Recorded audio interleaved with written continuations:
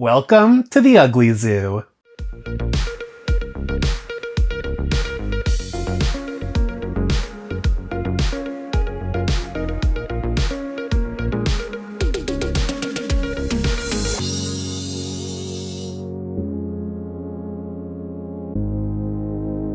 Hello friends and welcome to Little Giant Crafts. I know, admittedly, it's been a little while, but it's been a year. I'm sure you can all relate. Doing a little better now. Really excited for today's video because a few months ago I invited a lot of friends and fellow crafters to participate in a collaboration I called the Ugly Zoo. Now you might be wondering, what's an ugly zoo? Well, we're gonna find out.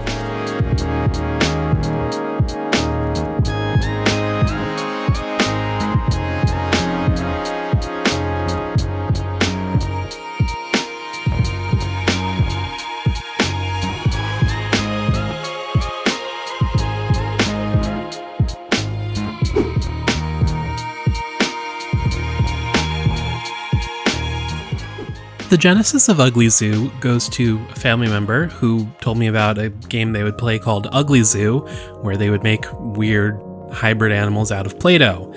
I immediately thought that was a great name and a great idea and knew it would become a crafting project at some point, so I do have to thank 3-year-old Christian for credit. Now, the parameters I decided on for everyone to follow that I thought would best capture the spirit of Ugly Zoo would be to take a bag of cheap plastic zoo animal toys. You know the kind. I think it's one of the most common toys out there. And just kitbash some sort of crazy animal from that. And to go along with that, make a little piece of terrain to represent part of their zoo enclosure.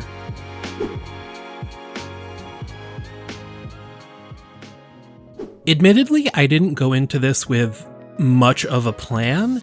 I decided I would open the bag of zoo animals and just see what spoke to me, but I did put a little thought into the exhibit beforehand.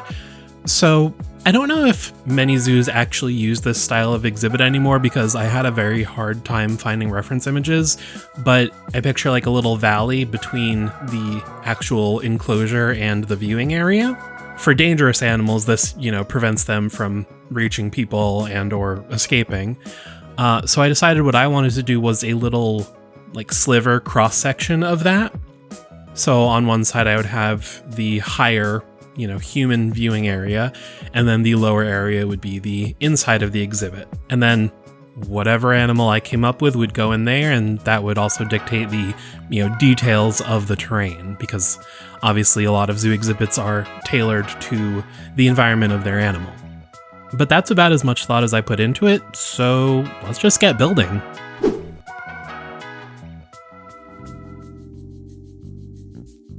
I ended up finding 2 good sets of zoo animals, both a bag and a little tube, so I got both of them, and, cracked it open, started taking out the animals, classifying them, and just sort of looking around.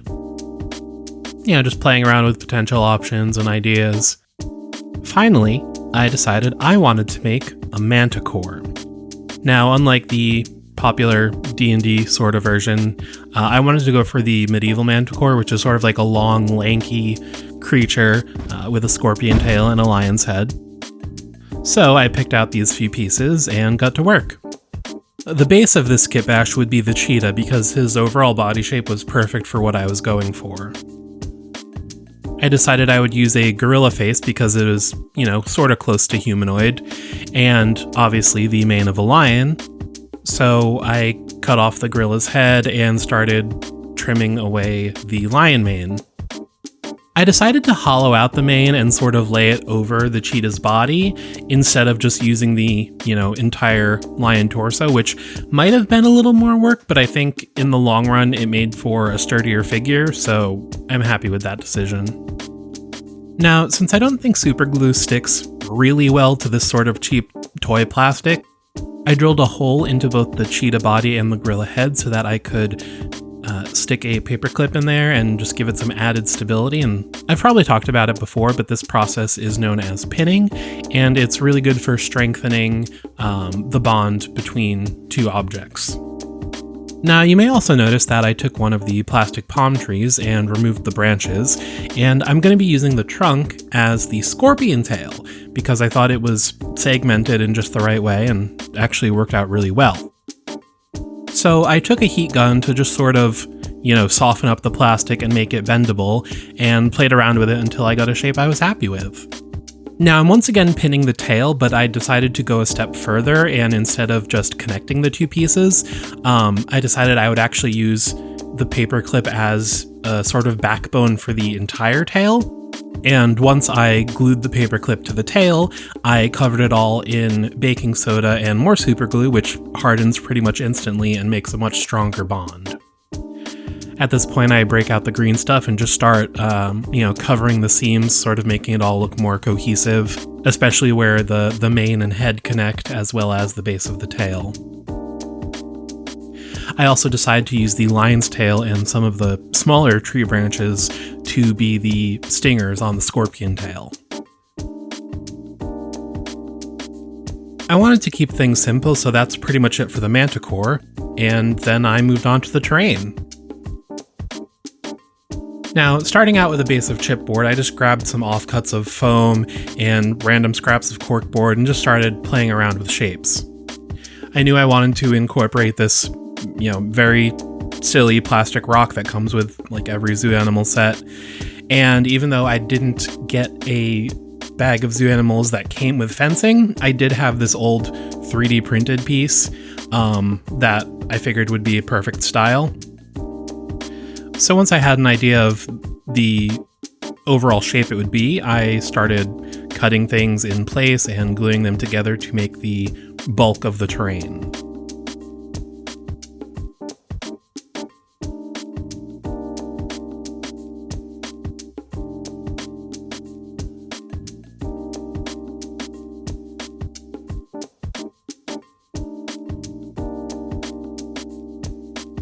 At this point, I also cut out the cap from the tube because I decided I wanted to make a little sort of feeding area, and I thought one of the ends would be a good sort of basin. And to go along with this, I actually used the back legs from the lion, and those are going to be like the hunks of meat. Then I just take some little sticks and glue them together.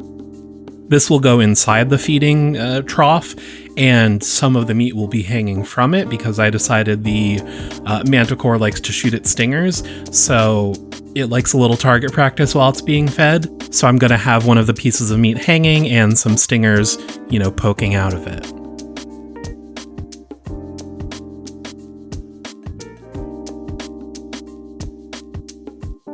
And then with foam board, I just make a little base for the bottom and a little divider because I figure, there can be food on one side and drinking water on the other. Once the terrain pieces are glued together, and I know the final shape of them, I cut some pieces of cardboard to put on the side to give it a nice flat side for the cross-section look, and I just glue those on. And since I don't want the cardboard to come up at all, I just tape it onto the foam board for the time being while it's drying. And with that done, I glue the pieces down.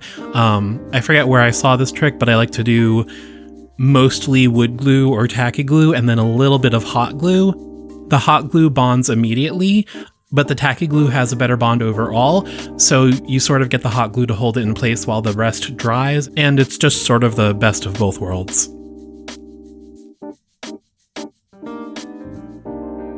And as I said, we're keeping it simple, so it's already time to paint. I actually made a second creature using the body of the gorilla and the head and tail from the cheetah. I literally just threw those scraps together and added a little bit of green stuff and some sort of staples to make it like a Frankenstein, Island of Dr. Moreau stitched together creature. So I take those and prime them. Now, like I said, keeping it simple. Manticores are, supposed to be a dark red, so that's going to be most of the body, but that also made me think of Scar from The Lion King, so I'm going to give him a black mane, but it's just a very, basic paint job, nothing fancy there. Now, the legend of the Manticore comes from ancient Persia, which is the Middle East, so I decided to go with a, rocky desert terrain.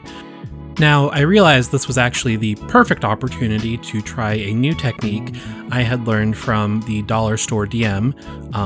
I'll put a link below either to the specific clip if I can find it, or just their Instagram page.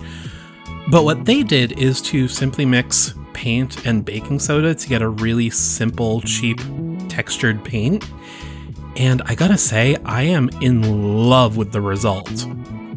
It looks so nice and bumpy and sandy. The only downside is that once it dried, the white showed through a little bit in spots. For this side specifically, I was okay with that because it actually gave like a nice sandy variation in color. But that's just something to keep in mind, and I will mention it again in a little bit. Also, you can see once I found a spot for the fake rock, I cut it to line up with the edge of the cross section, and then I just, painted that a very simple dark color and then lighter dry brushing. I also painted some gray for the in-between because I imagine it will be concrete, and I did the same texture baking soda trick on the other side with a darker brown. Now for the concrete, since I want it to be smooth but also still look like concrete and have a little bit of texture, what I like to do is put some darker gray on a sponge and just sponge a little, texture pattern in there that gives it a nice concrete look. All right, back to the baking soda paint mixture. So for the walking path side, I didn't like the sort of hints of white that were coming through, so I tried a few things to see how it would cover up the white. And what I ended up doing is just making a really simple wash of taking the original paint color and just sort of diluting it a little bit and just covering the whole area again. That way it gets the color back in there, but it's thinner, so it doesn't, we don't want to cover up the nice baking soda texture details.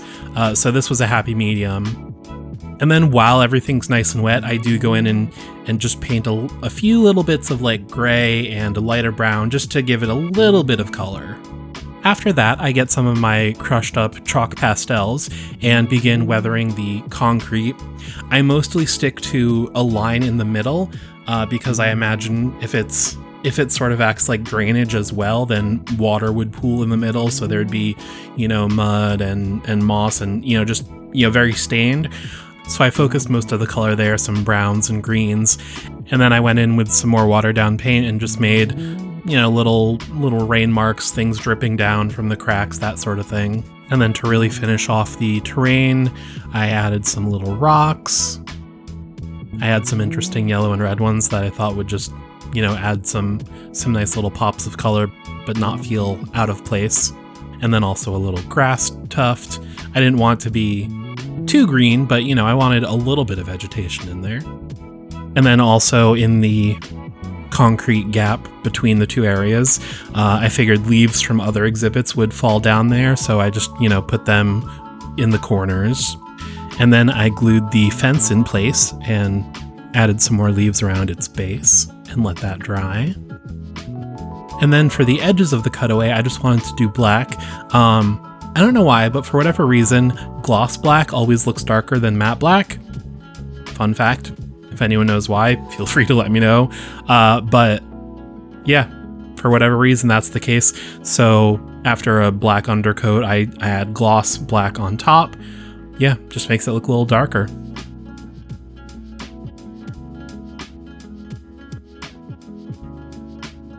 I did most of the feeding basin off camera, but again, that was really simple, concrete, sandy exterior to sort of blend in with the terrain.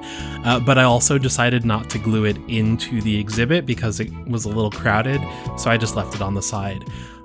But like I said, I really wanted to keep things simple, so that's about it. How about we see some glamour shots?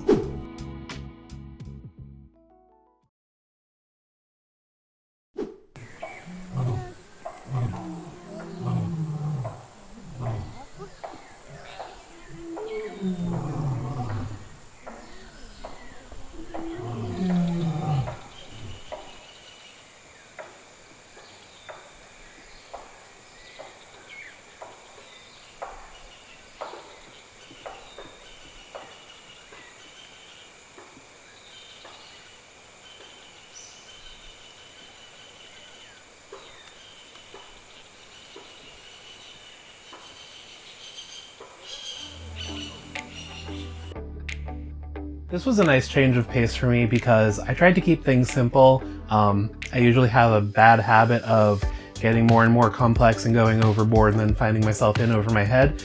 So I really tried to keep things simple this time. Also, it was nice doing more of a sort of diorama display piece because I usually try to make terrain that will, go on the tabletop for games, whereas this really doesn't work for that, but it's nice to mix things up once in a while.